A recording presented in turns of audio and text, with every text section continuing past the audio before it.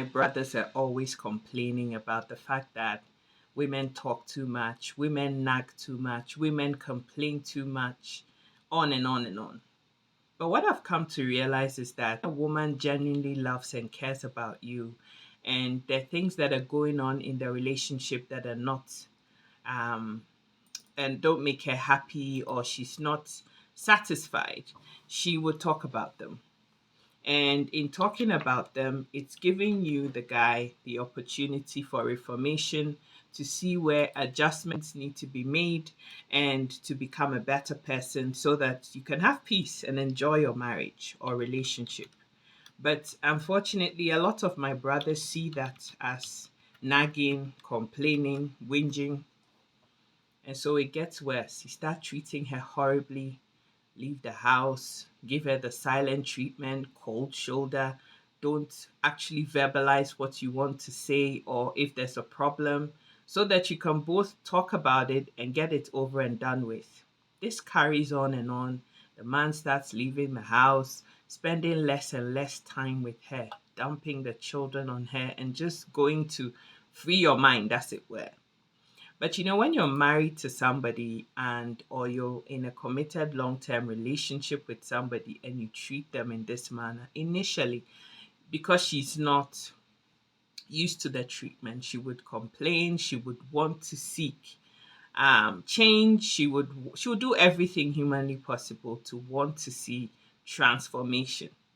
However, there comes a point where one of two things happen. She becomes resigned. And at that point, she doesn't really give a toss anymore. And she wouldn't complain, she wouldn't nag. She's accepted the status quo and has found a happy place for herself. And this is the point where a lot of my brothers don't actually realize that this is where you should actually start worrying, because it means that she doesn't really care about you that much anymore. Emotionally, she's removed herself from you and the situation. But a lot of my brothers read this wrong and actually think that that's a sign that, oh, she's learned sense. I've taught her a lesson. She's not complaining anymore. She doesn't say anything. My wife is the best woman in the world. Even when I go out and cheat on her with other people, she doesn't say anything. The fact that she doesn't say anything doesn't mean that she does not know about all the evil deeds that you do out there. She doesn't know about all the horrible things that you're doing out there. She doesn't know about all the things that you're up to. She's just decided that she's not going to talk about it anymore. She's not going to give you any more energy or give the situation any more energy. So she's just left it as it is. And at that point, that is when men should really worry, because you know what?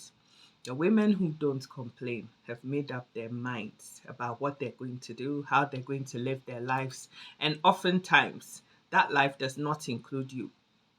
And so, yes, you might seem to be winning the fight today, but are you actually winning the war? Are you? Because if a woman gets to that point of being resigned, she's already emotionally dissociated herself from you completely. She's living her life and finding her own and building her own dreams.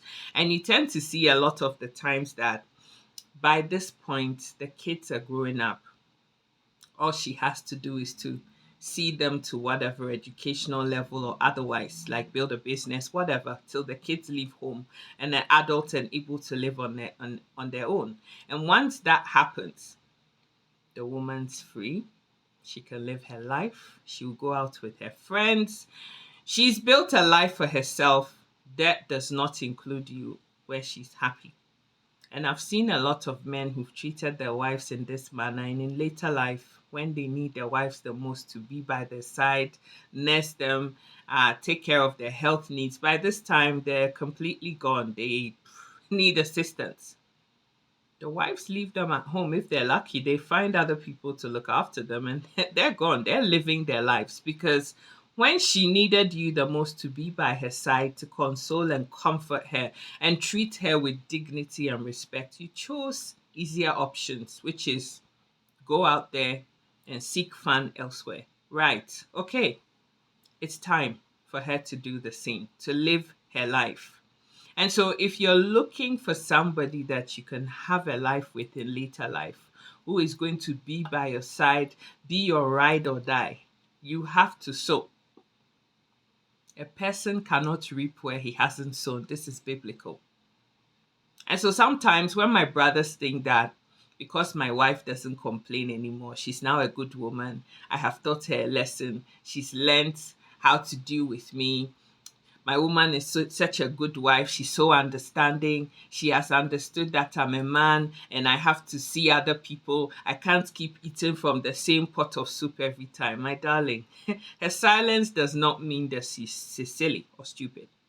It just means that she's resigned and she's emotionally completely removed herself from you. Don't get it twisted. Don't get it twisted. And so if you're looking for a partner that's going to be by your side and be your ride or die, be there in the happy times and the difficult times, honey, you got to sow. Don't see the talking and wanting resolution as nagging and complaining. See it as an opportunity to actually seek out what or tease out what the issues are and see how best you can resolve issues so that there is peace, so that there is happiness, and more importantly, so that the emotional connection with each other is intact and never leaves, doesn't get cut off. And you can trust and know that this woman is going to be there for me no matter what. When people go quiet, it's not because they're silly, they are just removed themselves emotionally from you. They might be living in the same house with you, but complete strangers. So don't get it twisted. Don't confuse silence and laughing with you nonetheless to mean they're stupid, because they ain't. They've just emotionally resigned and dissociated themselves from you. So that's the point that I want a lot of us to understand. I love you so much, and I want to see my brothers and my sisters succeeding and thriving on the surface of the planet. My name is Sika of Sika Educates. The social media handle is on Facebook, it's on Twitter, it's on Instagram, it's on YouTube and TikTok. Please, please, please subscribe to my YouTube, Facebook, and TikTok handles. Heavens will bless you. I don't know if you haven't heard about Tap Tap Send, the new app that you can use to send remittances to your loved ones back home. We all do. But the Tap Tap Send can be downloaded from your Google Play Store, Apple Store, onto any device, laptop, computer, name it, the full works, your iPad, all of that.